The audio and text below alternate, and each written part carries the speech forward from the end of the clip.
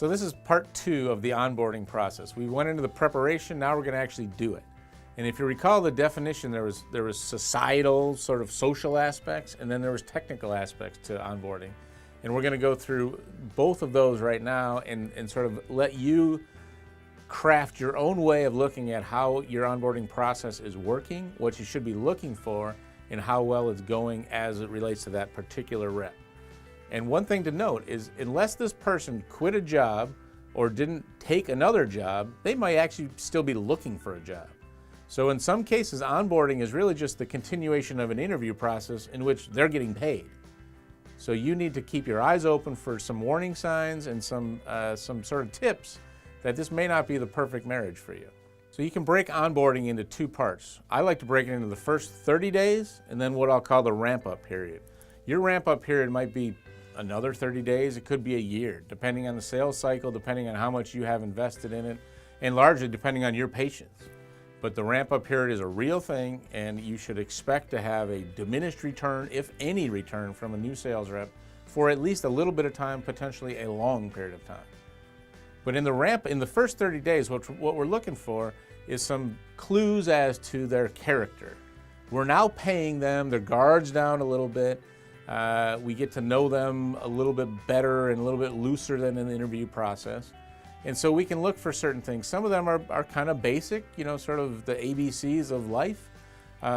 Whether they can show up on time, whether they have a good attitude, whether they're organized, whether they're a good cultural fit for the group. And there's a special little asterisk there. A lot of good sales reps aren't great team members. And if you only have one sales rep, I wouldn't expect them to get along with everybody. There's some healthy sort of back and forth. If the ops person or even you as the owner, if you say, the price is the price because of this, and then they go out and they find out that they can't win with that price and they just go along with your price and they lose, they're not doing you any favors. So they are maybe a little bit off the general culture, but they should be part of the team and fulfilling their role. You just need to make sure that they're following the guidelines for how you want them to act. A big thing, and maybe it's just a personal thing to me because I like to learn, is I always look for people that were interested in what was happening. Did they look up stuff on the internet? Were they reading articles? Did they try to figure out things before we taught them to it? Did they ask why? You know, why is this person paying us to do what they're paying us? What are the alternatives? If I was them, I would do something different. That's healthy, intellectual investment that they're making in your organization that goes beyond sort of the 8-to-5 paycheck mindset. And selling is hard. If they're not invested, you know, I've interviewed tons and tons of people. I can sell anything as long as I believe in it, right? How many times have you heard that? You've said it yourself, I'm sure. As long as they believe in it. Well, they have to know what they believe in. So they can't just take your word for it. If they've done some independent study, some little bit of research, whatever it is, on their own, that's a fantastic sign. You should be really happy that you found that person so far. Since sales is essentially managing a series of disappointments, handling objections, hang-ups, losing, delays from people that say they're gonna buy when the budget allows. Sales is the most rejection-filled occupation you can have. So you want to push them a little bit and see how they respond. The first 30 days are important for that. If you have a meeting at 7, make sure they're there at 7, even if it's a little early, a little too early. Maybe see if they'll stay a little bit late. Give them some homework that they don't understand. Let them struggle. It's okay. That's part of the learning process. You're learning about them, they're learning about you. You're learning how to manage them, how they get through things, whether they need more or less hand-holding, both of which are fine. You just need to know what you're getting into, and that's what the first 30 days are for. A last sort of tip to the 30 days, and really it probably continues throughout your entire relationship with them, but during the first 30 days, you have to have a mandatory check-in at some point towards the end of the day. If they're supposed to be there from 8 to 5, do it at 4:30. Go over what they learned that day. You know, you have the list. Okay, so you met with Susie, right? What did you learn? What happened? And then you can ask some questions. What happens if the customer's not happy? What do we do? What's the process? How does it work? What does the product come back? Do we give them a credit? Do we ever give them a credit? There's all sorts of policies that you have in place that they're going to need to know. And that's the point of the onboarding. It's not just sitting in a cube with somebody or riding in a truck. It's learning the business so that then when they're on the spot, they know the answer, they know the why, the what's, the what fors, and how to respond properly. And so therefore you can take all that sort of ingredients and turn it into a good selling process and a good selling attitude. Okay, so let's move forward. 30 days, 31st day. You've already invested maybe $5,000 into this person. You're getting anxious. They haven't sold anything. No lightning has struck the building and resulted in magical sales dollars that I was hoping to achieve. No magic clients ended up calling. Hopefully you weren't counting on their grandma or their kids to buy stuff from you, because that's a pretty short-term approach. But it's 30 days, 31st day. Now what do we do? I'm going to recommend to you that you focus almost exclusively, as much as you can, on activity and not dollars. The dollars will come if the activities are there. I know it's tempting. I'm $5,000 out of pocket. Where's the money? But you need to focus on the process of selling and that they're doing the right things so that you can continue to evaluate whether you should keep investing in this person and where you need to train them on different activities. Some industries have a long sales cycle, some that you'd be surprised at. I did a lot of time in the shredding business, and you would think that a person shredding paper for you would be a relatively easy thing to sell. The concept's pretty easy to grasp. You have a full sheet of paper, it turns into little tiny bits.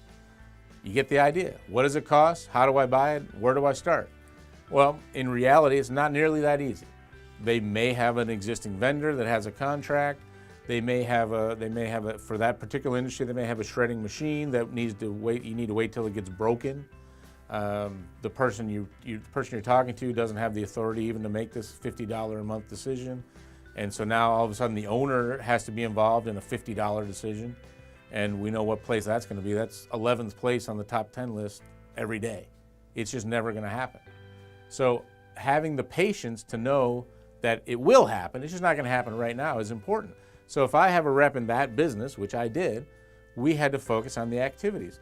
How many calls were they making? How many contacts? And how many contacts with email, so we could actually do some email marketing? How many people did they get in front of?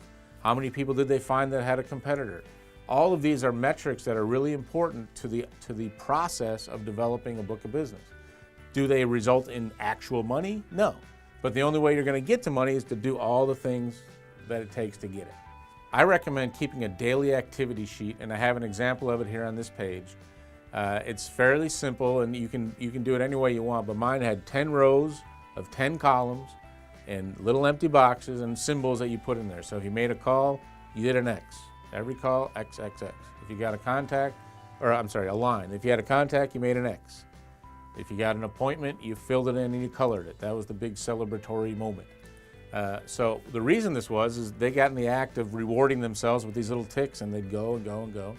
I had 100. For some people, it wasn't enough. I'd put 150 on there. They just wanted to get going. They wanted to achieve. And if you have competitive people, they want to show you that they've won. I've won with this system.